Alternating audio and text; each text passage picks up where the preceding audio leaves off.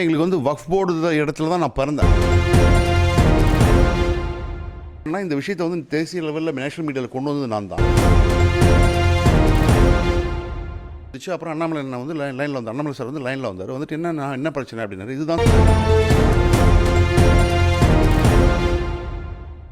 மாப்பிளாவர் தான் சட்டை எந்துங்கிற சொல்கிற மாதிரி. ஓகே, நீங்கள் விற்றுக்கங்க, ஆனால் என்றைக்குமே இந்த உங்களுக்கு புரிஞ்சுக்கங்க, இந்த வக்ஃப் லேண்டு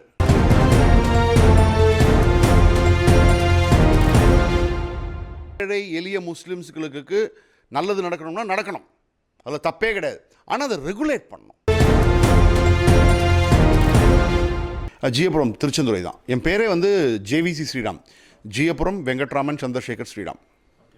சார், இப்போ இந்த வக்ஃப் போர்டை பற்றி நிறைய பிரச்சனை போயிட்டுருக்குல்ல, அதை பற்றி நீங்கள் என்ன நினைக்கிறீங்க? இந்த பாருங்க, எங்களுக்கு வந்து வக்ஃப் போர்டு இடத்துல தான் நான் பிறந்தேன். நான் பிறந்தது சென்னை. எங்கள் அப்பா வந்து இந்த ஊரில் தான் பிறந்தார் 1936. அதாவது one of the oldest citizens of this village. ஆனால் நான் பிறந்து வந்து அவர் வாத்தியாராக ஒர்க் பண்ணிட்டு இருந்தார். நான் சென்னையில் வந்து அக்பர் சாஹிப் ஸ்ட்ரீட்டில் தான் இருந்தேன். நான் வக்ஃப் போர்டு வீட்டில் தான் நான் பிறந்தேன். வக்ஃப் போர்டில் இருக்கக்கூடிய ஒரு வீட்டில் தான் வாடகைக்கு இருந்தார் எங்கள் அப்பா. 1968 98 வரைக்கும் அங்கே தான் இருந்தார். ஸோ அதை பற்றிலாம் நமக்கு கொஞ்சம் தெரியும்.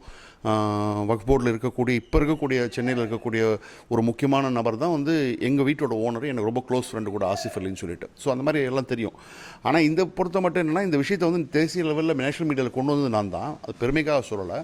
அதாவது என்னென்னா வந்து ஒரு நாளைக்கு வந்து எனக்கு வந்து இங்கேருந்து ஃபோன் வந்தது. நான் ஹைதராபாத்தில் தான் இருக்கேன். நான் இங்கே வந்தது இந்த மாதிரி வந்து நம்ம ஊர்லேருந்து ஒருத்தர் வந்து போய் நிலத்தை கிரையம் பண்ண போனார் அவங்க பொண்ணு கல்யாணத்துக்காக. போனால் வந்துட்டு கிரையம்லாம் பண்ண முடியாது, நீங்கள் போய் நோ அப்ஜெக்ஷன் சர்டிஃபிகேட் வக்ஃப் போர்டில் வாங்கிட்டு வாங்க அப்படின்னு சொன்னாங்க. என்ன சார்னு கேட்டால் வந்து இல்லை, இந்த மொத்த லேண்டுமே மொத்தம் ஏக்கர் இருக்கிற 360 ஏக்கரோ 400 ஏக்கரோ இருக்குங்க. 5 கோயில் இருக்குது, பல ஆயிரக்கணக்கான வீடுகள் இருக்குது, நிலம் இருக்குது. ஏன்னா இங்கே வந்து விளையக்கூடிய பூமி, இது காவேரி ஆறு இருக்குது. இந்த மொத்த ஏக்கரும் வந்து மொத்த லேண்டும் வந்து வக்ஃப் போர்டுக்கு சொந்தம் அப்படின்ட்டாங்க. எனக்கு ஒன்றும் புரியல. நான் அதுக்கப்புறம் போய் பார்த்தா போர்ட்டலில் போய் ஓப்பன் பண்ணி பார்த்தேன். போர்ட்டல்லாம் பார்த்துட்டு சர்ச் பண்ணால் ஆமாம் அப்படி தான் இருக்குது. அதுக்கப்புறம் நான் வந்து இமீடியட்டாக வந்து நான் வந்து இது வந்து செவ்வாய்க்கிழமை அன்றைக்கி நான் சொன்னாங்க. நான் வந்து சனிக்கிழமை ராத்திரி வந்து எல்லாம் தெரிஞ்ச உடனே சரி இதுதான் விஷயம் அப்படின்னு சொல்லிட்டு நான் வந்து ட்விட்டரில் வந்து பதிவு போட்டேன். அப்போ பிஎம்ஓ நரேந்திர மோடி அவர்கள் பர்சனலாக அண்ணாமலை எல்லாரையும் டேக் பண்ணி தான் நான் போட்ட ஒரு ½ அன் ஹவரில் மெசேஜ் வந்துச்சு. அப்புறம் அண்ணாமலை நான் வந்து லைனில் வந்தார். அண்ணாமலை சார் வந்து லைனில் வந்தார். வந்துட்டு என்ன பிரச்சனை அப்படின்னாரு. இதுதான் சார் பிரச்சனை அப்படின்னா. சரி நம்ம பேசுவோம் என்னன்னு சொல்லிட்டு, நாளைக்கு காலைக்குள்ளே வாங்க, நீங்கள் நம்ம வந்து பேசிடுவோம் அப்படின்னு சொல்லிட்டு அவரும் சில கான்டாக்ட்லாம் கொடுத்தாரு. நானும் சில கான்டாக்ட்லாம் ட்ரை பண்ணேன். வக்ஃப் போர்டு வாரியத்தை சேர்ந்தவங்க எங்கிட்ட அன்அஃபிஷியலாக சொன்னது. இதுதான் அன்அஃபிஷியலாக அவங்க சொன்னது, அவங்க ஃபோனில் சொன்னது. அதுக்கு ரெக்கார்ட்லாம் என்னென்னு கேட்டால், ரெக்கார்ட்லாம் எங்கெல்லாம் கேட்டாங்க, நான் கொடுக்க முடியாது. அவங்க என்ன சொன்னாங்கன்னா, சோழக்கால பரம்பரை டயத்தில் நீங்கள் வந்து இந்த கோயில் கட்டப்பட்டது. நீங்கள் சொல்கிறதுலாம் உண்மை தான். இந்த கோயில் பார்த்துருப்பீங்கன்னு நினைக்கிறேன். அது 1500 வருஷத்துக்கு முன்னாடி கோயில் கட்டப்பட்டது. இவட் இஸ்லாம்ங்கிறது ஒன்று தமிழ்நாட்டுக்கு இந்தியாவுக்குள்ளே வரதுக்கு முன்னாடியே அந்த கோயில் கட்டப்பட்டது. அவங்க ஆனால் என்ன சொன்னாங்கன்னா, ஒரு இஸ்லாமிய குதிரை பராமரிக்கக்கூடிய ஒருத்தர் ஒரு சோழ மன்னர்கிட்ட வேலை பண்ணாராம்.